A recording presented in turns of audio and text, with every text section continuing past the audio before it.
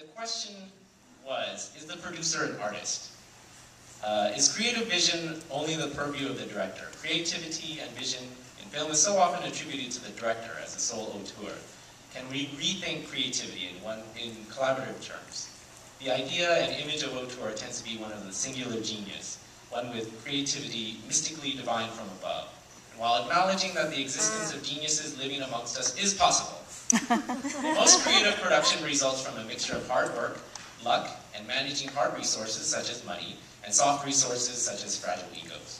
It is the producer who often drives all this while helping guide the creative vision. So last year, Michael participated in one of our industry panels about the future of Asian North American media. And it was clear to me that Michael had thoughts on the matter and more, and was decidedly providing the perspective of an artist. Today is far from a retrospective or lifetime achievement award. Michael's in the midst of an impressive run producing award-winning animated films and pushing innovation with collaboration.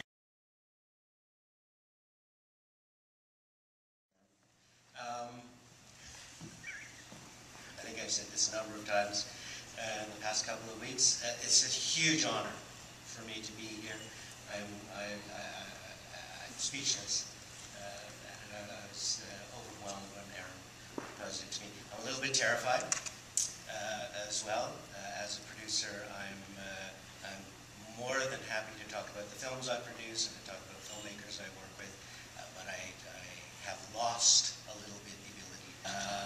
The first film we're going to see is my directorial debut with the National Film Board of Canada back in 1992.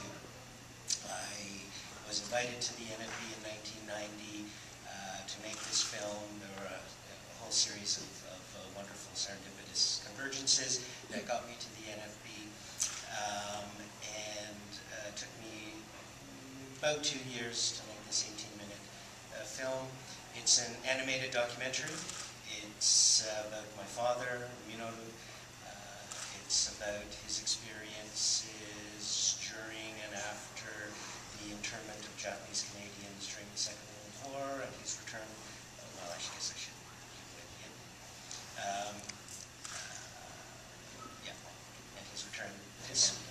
Please bear in mind that it's almost 20 years old, so technologically it might seem a little bit rudimentary to you, especially if you are under 20 years old, or if you're just around 20 years old. But for me, it was all groundbreaking stuff. It was all done by hand and shot on 35mm film. So, thank you.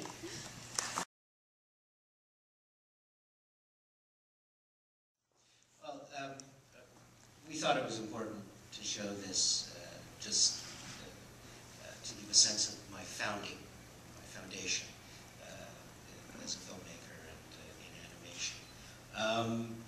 You know, this was a project that had been percolating for a little while in my head, but when I first conceived of it, it was going to be a fiction, and it was going to be entirely animated, very conventional animation. It was going to be an allegory about the internment.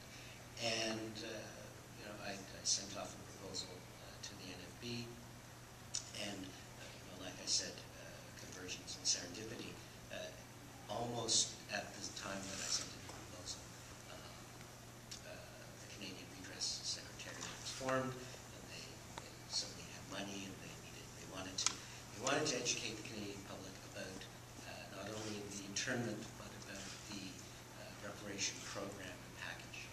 And they wanted media material for that.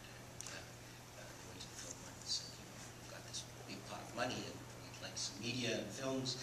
Do you have anything that might work for this? And the executive producer at the time had my proposals in his desk, and it probably had been there for a couple of weeks, and he said, oh, geez, look at that. Okay, look at that, there's money in this proposal.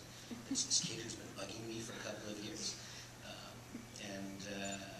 So yeah, everything just kind of came together. And in the course of developing the project, it became evident to me and to my producer that it needed in order for it to have poignancy, it needed to change from being an allegory into being into having something with veracity.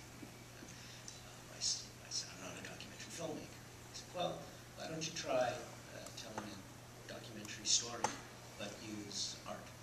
And it just had never occurred to me to marry documentary and animation together, and it was a lightning bolt.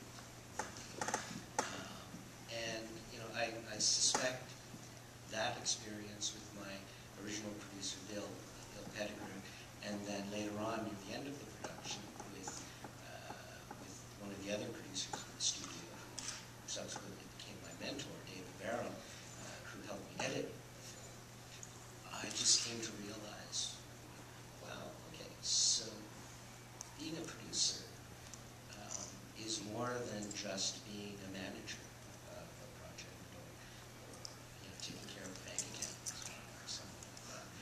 And I think it was at that moment the seed was planted for this notion that, okay, producer is something